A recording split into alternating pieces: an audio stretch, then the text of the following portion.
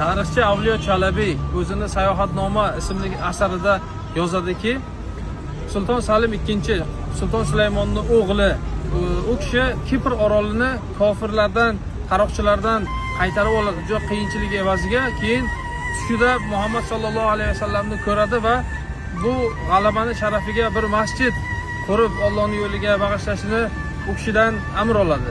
Keyin Sulton Salim II o'sha yoshligidan ichida muhabbati bo'lgan Edirna shahrida bu masjidni qurishni niyat qiladi va mashhur bo'lgan me'mor Sinonga u masjidni qurishni buyuradi.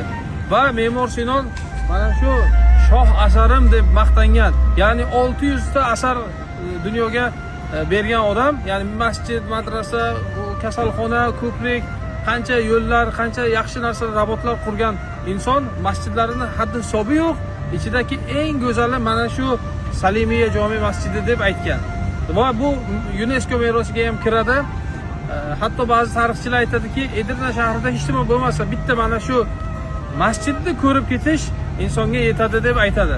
Shuning uchun hozir birgalikda bu qadimiy masjidni o'sha ilhom yo'li bilan payg'ambar alayhisolatu vassalom Sulton Salimga qurishni amr qilgan masjidni birgalikda tomosha qilamiz. Edirna shahriga xush kelibsiz. Ketdik. Bereket, jamiyat. Bereket.